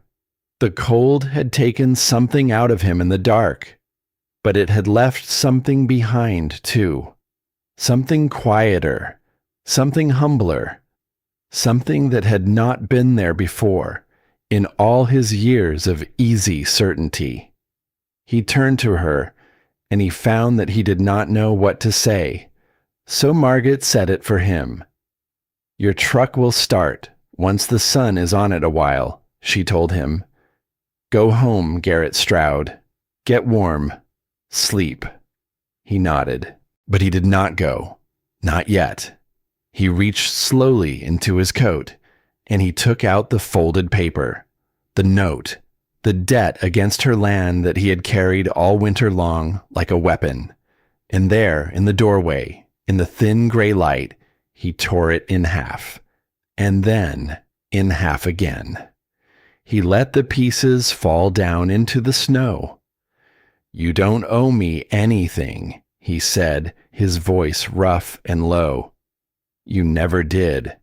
If anything, it's the other way around now, and it always will be." Margaret looked down at the torn paper lying in the snow. She did not thank him. Some gifts are simply too large for thanks, and both of them knew it well enough. She only nodded once, slow, the way two people nod when something heavy has finally been set down on the ground between them. And then Garrett Stroud walked back down the hill, through the snow, toward his frozen truck and the long road home. A changed man, the first to know the truth of it, but not the last, because it was the fuel man in the end who carried the rest of the valley to her door. A few days after the cold finally broke, Walt Beaumont came grinding up the rise in his big battered truck, hauling his hose to fill her tank, expecting it to take the better part of an hour. He hooked everything up. He stamped his feet against the cold. He stood there and waited for the slow, familiar gurgle of an empty tank drinking deep, and almost at once, the valve clicked shut. Full. He frowned. He checked his meter. He checked it again, tapping the glass.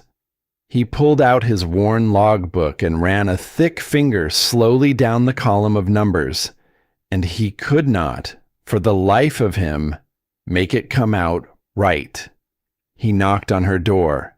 "Ma'am," he said, holding up the logbook, plainly baffled. "This can't be right. Through a winter like the one we just had? You should have been bone dry weeks ago.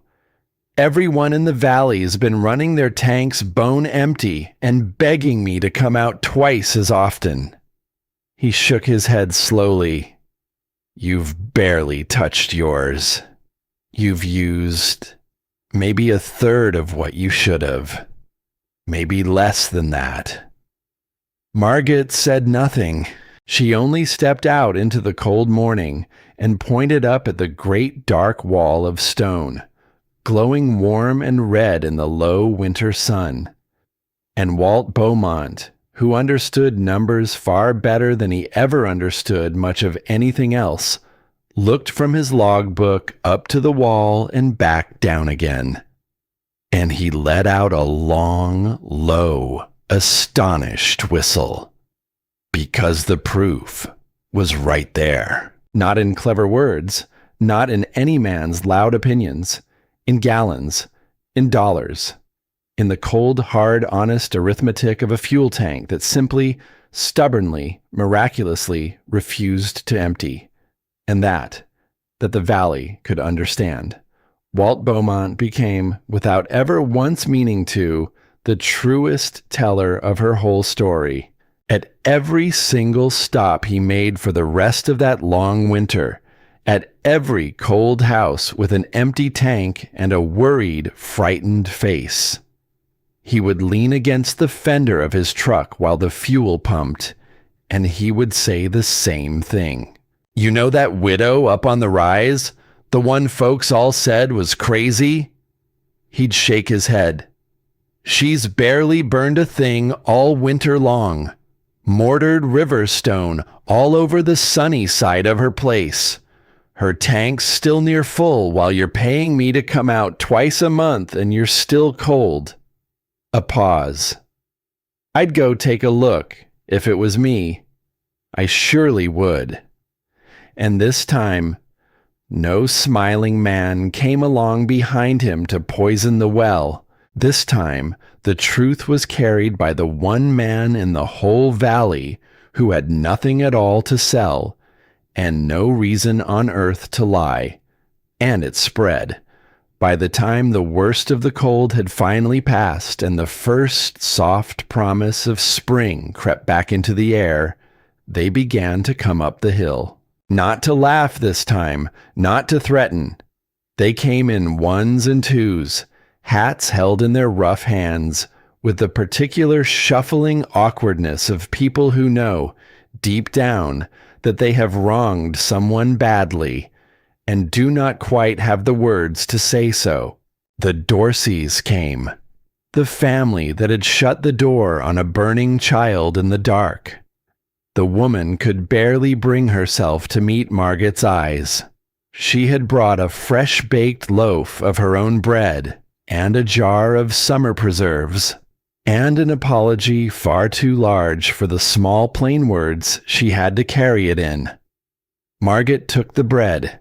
She set it on the counter, against the warm stone wall, where it would keep, and she let the rest of it be, because Margaret Almasy knew something about the cold, and about the people the cold freezes shut.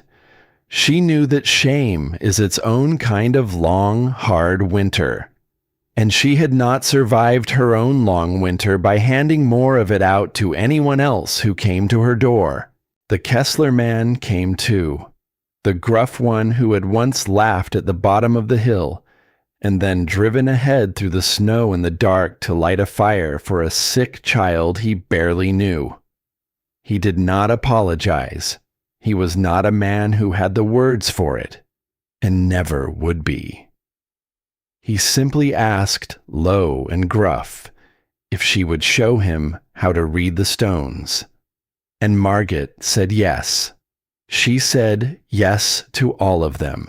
She stood at the riverbank in the thin spring light, an old woman with her cracked and knowing hands, and she taught them how to pass over the soft, pale stones, and choose only the dark and heavy ones, how to lay them out on a flat rock in the noon sun, and come back and read them with a bare palm, how to find the ones that drank the most, because the stone that drinks the most, she told them, is always the stone that gives the most back. She taught them the soft lime mortar, the kind that breathes, the kind that bends just slightly, so that the steel and the stone can keep their two different kinds of time without ever once going to war.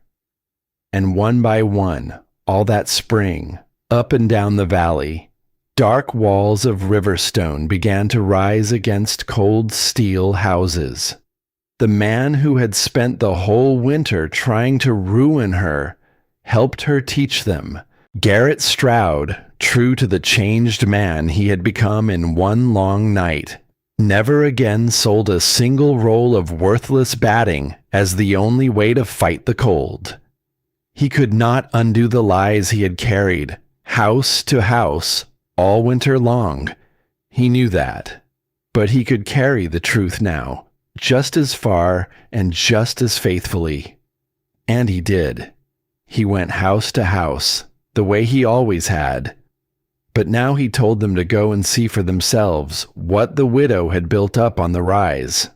Now he hauled bags of lime and clean sand instead of thin steel kits. And every single time, without fail, when someone asked him where on earth the idea had come from, he told them the same simple thing. "Not from me," he'd say. "Don't you go thanking me. It came from her, from Margaret. She knew it all along, the whole time. I was just too proud to listen." He never once tried to take it for his own. It was, perhaps, the only true apology a man like that had in him to give. And it was enough. But there was one thing in all of it that Margaret never told the valley. One thing she kept, the way she kept the warmth in the stone, deep and quiet, and hers alone. She told it only once. It was a soft spring evening, the killing cold long broken and gone, the great wall glowing soft and red in the last warm light of the day. Lila sat beside her on the step, leaning against her side, the easy, unthinking way the child leaned against her now. The comfortable lean of someone who has finally, for good, stopped being cold. "Naggy, Mama," the girl said. "How did you know? About the rocks, about the sun. How did you know it would work when nobody else in the whole world believed you?" And Margaret was quiet for a long, long moment. She looked up at the wall, and then she told the child the thing she had never told another living soul. "It was not my idea, Dragam," she said softly. "It was your grandfather's." Leela looked up at her. "A long, long time ago," Margaret went on, her voice low. "In the old place, far across the water, before you were ever born, there was a winter, a hard one, harder even than the one we have just lived through. And the cold took someone we loved very much, someone small, someone who was cold in the night, and who should not have been. Someone we could not save." Her voice did not break. It had broken over this, long ago, more times than she could count. And the grief had gone soft and worn smooth with the years, the way a sharp stone goes smooth in a river, until you can hold it in your hand. Your grandfather, after that, he could not bear it. He could not bear the thought of the cold ever taking anyone he loved again. So he began to dream. He studied the old way, the stone and the sun, the way his own father had taught him on the riverbank when he was a boy. And he used to say to me, in the dark, "We will build a wall someday, you and I. A wall that holds the sun, so that no one we love ever, ever freezes again." She paused and drew a slow breath. He never built it. The years went by, the way they do. We were poor. We came across the water to this country, looking for a place to start over. And then he was gone too, in his own hard spring, before he could lay even a single stone of it. She put her arm around the small girl, leaning warm against her side. "So when the cold came for you, Dragam," she said, "and I held that frozen potato in my hands, and I knew the house was losing, and I knew I was going to lose you too, I heard him, as clear as if he were standing right there beside me at the window. We will not fight the winter. We will borrow the sun. Her voice dropped to almost nothing at all. I did not build this wall to prove the smiling man wrong. I did not build it to prove anyone wrong. I built it because your grandfather made a promise long before you were born. And I was not going to let the cold take one more child that he loved. Lila was quiet for a long time. Then she reached out and laid her small palm flat against the warm stone, the way she had 100 times now, and she said the simplest, truest thing. Then he kept his promise, she said. He kept it through you. And Margate Almasy, who had not wept in a very long time, let the tears come at last. Not the cold, hard, frozen tears of that first terrible winter. Warm ones.